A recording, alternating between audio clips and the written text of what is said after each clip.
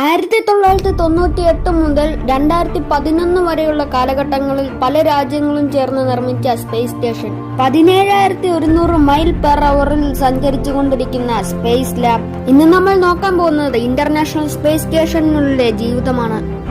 ഇനി നമുക്ക് സ്പേസ് സ്റ്റേഷനുള്ളിലേക്ക് കയറാം. സ്പേസ് സ്റ്റേഷനുള്ളിൽ നിന്ന് ഉറങ്ങാൻ വേണ്ടി നമുക്ക് ഇതുപോലത്തെ സ്ലീപ്പിംഗ് സ്റ്റേഷൻസ് ഉണ്ടാവും. അതിനുള്ളിൽ ഇരുന്നുകൊണ്ട് നമുക്ക് ഇതുപോലെ ഉറങ്ങാം.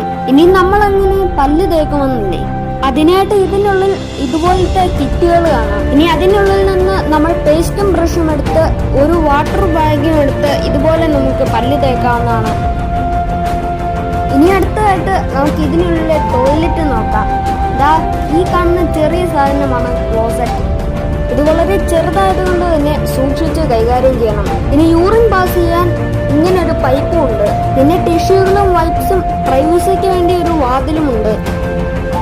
ഇത് നമ്മൾ ഭൂമിയിൽ നിന്നും പാകം ചെയ്ത് കൊണ്ടുപോകുന്നതും അല്ലാത്തതുമായ ഭക്ഷണങ്ങൾ സൂക്ഷിക്കുന്ന സ്ഥലമാണ്.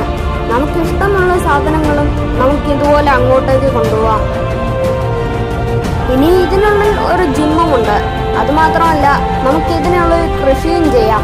അതുപോലുള്ള പല ഗവേഷണങ്ങളും നമുക്ക് ഇതിന്റെ ഉള്ളിൽ നടത്താം. സ്പേസിൽ സഞ്ചരിച്ചു കൊണ്ടിരിക്കുന്ന ഒരു ലാബ്, ഏറ്റവും വലിയ മനുഷ്യ നിർമ്മിതികളിൽ ഒന്നായത്.